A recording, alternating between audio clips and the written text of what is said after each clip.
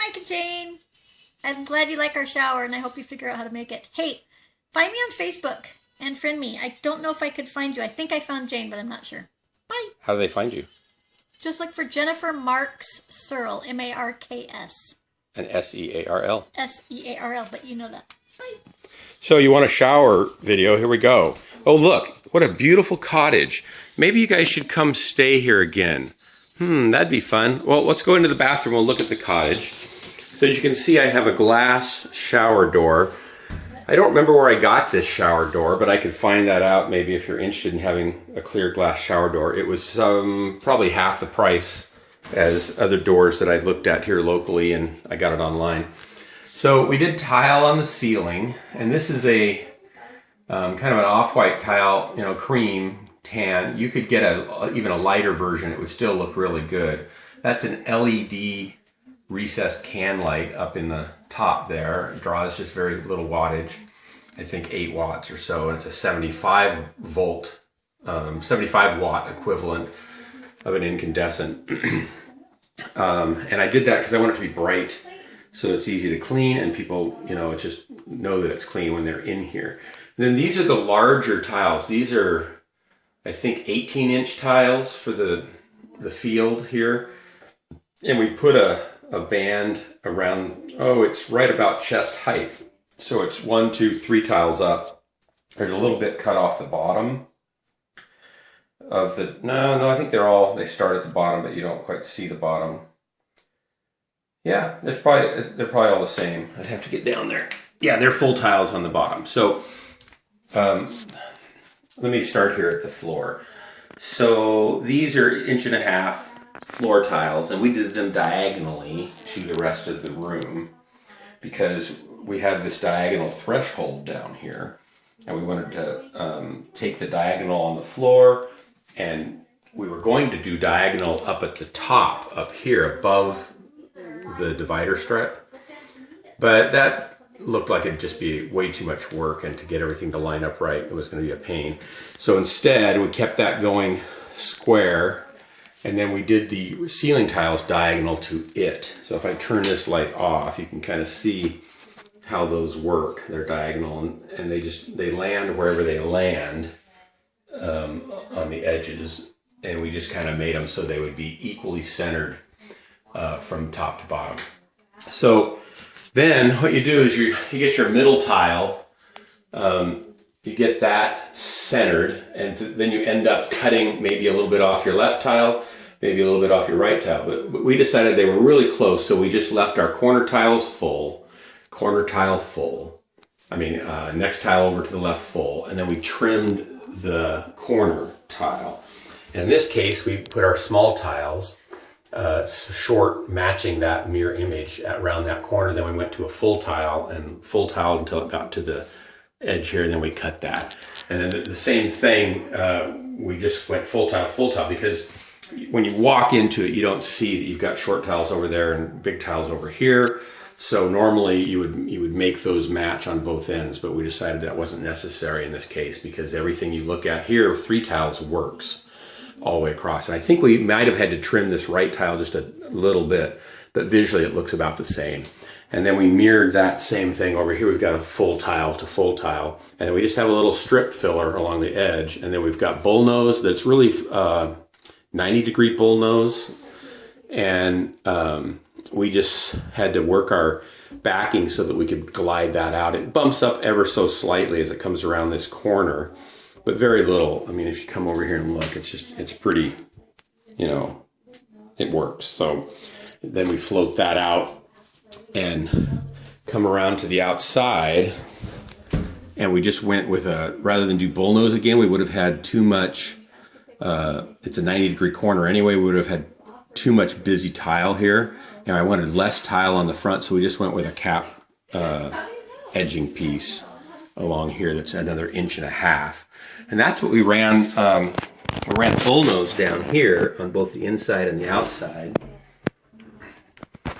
So that's all bullnose here and here. And notice we've got our diamonds. We broke them up where they came across.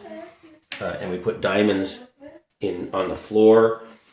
And those echo the diamonds at the strip here. Now, we probably should have set these diamonds back just a little bit, but it looks okay this way. And so we kind of played with pulling them out or putting them out, in, and we liked this fine. It kind of stood out. It was kind of cool. And we just kind of generally put them in every corner, except in the meeting corner. We put them every corner of tiles in the field down here, but over on this side we just didn't bother. And over on this side we got one down there. We didn't put another one right there because it seemed, over in that corner because it seemed too much with having one right there. And so then we skipped the one up here and put it over there. So we just kind of let them, spatter a little bit. And that worked well. And then we didn't put any up in the field because we didn't want visual distraction up above that waist, the chest high divider line. Our little corner shells, sorry, this thing's moving around a lot. Our little corner shells they're probably 6 inches by 6 inches from the back corner to the front. And then there's bullnose that makes them more like 7.5 inches. And then they go at 45s and then back at 45 to get back into the other corner. And they slope down ever so slightly. So like if I'm straight on, you can see there's a little bit of slope there from the back to the front. So water doesn't drain out real fast, but it does enough that things stay pretty dry. They dry out pretty quickly. Now and then I just clean that with a sponge with a little bit of bleach to make sure there's nothing starting to grow in there. Same thing back in this corner. And then this shower is a Moen Troll, which is a temperature pressure matched valve that doesn't change the temperature of the water, even if you get a drop in hot water pressure, which is great because then you don't get people scalding themselves. They set a temperature, it stays there even if the pressure drops quite a bit.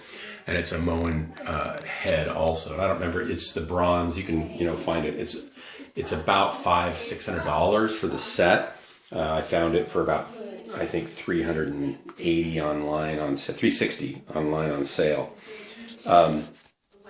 The other thing you probably want to know is this seat in the corner is probably 24, maybe even more of tile inches, 24 width, and then the bullnose makes it even wider than that.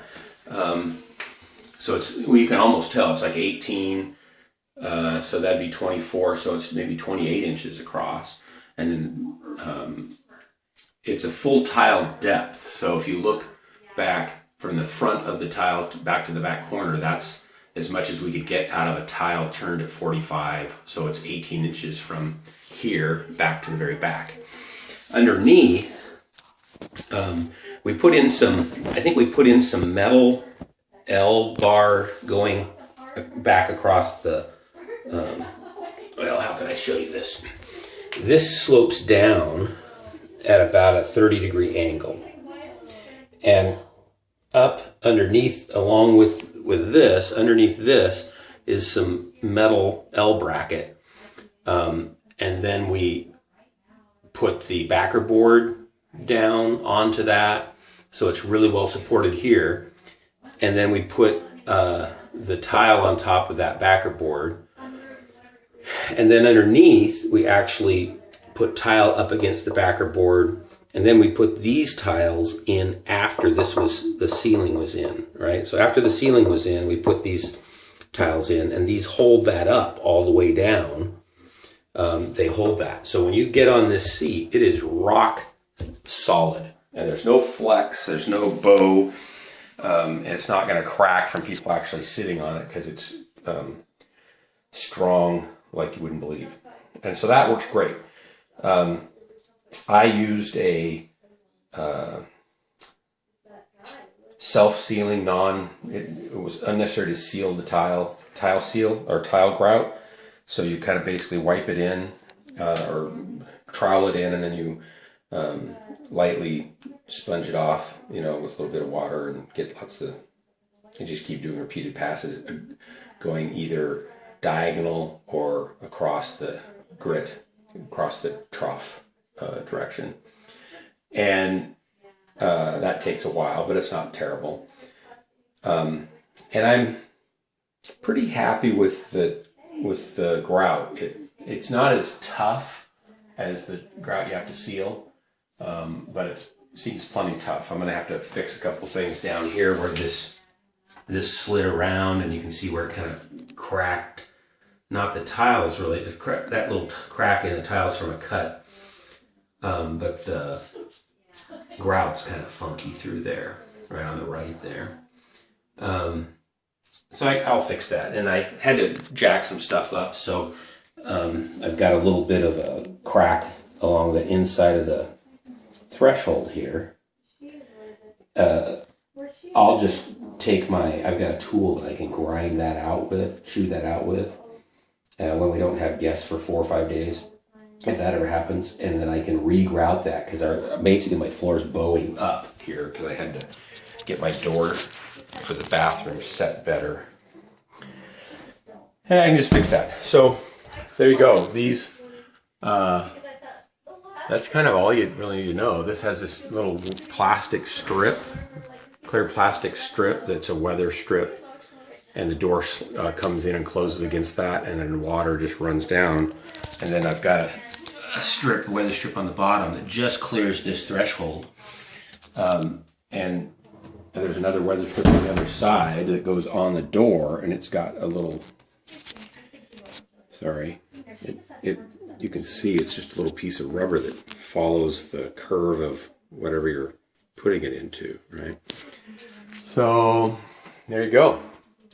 Oh, we also put the corner leaf tiles up here. And we didn't do them diagonally, obviously. We just put them as corner posts down there. And then we brought that wide trim tile that's narrow and wide just around the outside, all the way around until we get to the trim. And the floor has the diagonal that carries through into the diagonal that's echoed up in the ceiling, but the rest is all regular. And then the diamonds are diagonal again. So we're just kind of playing with that. There you go. I think that's all. If you have any questions, let me know. And miss you guys. We really enjoyed having you each time, and hope we get to see you again sometime. We might actually get to come down and visit you guys. That'd be fun. We've thought about it. We just don't know how to do it yet. Bye-bye.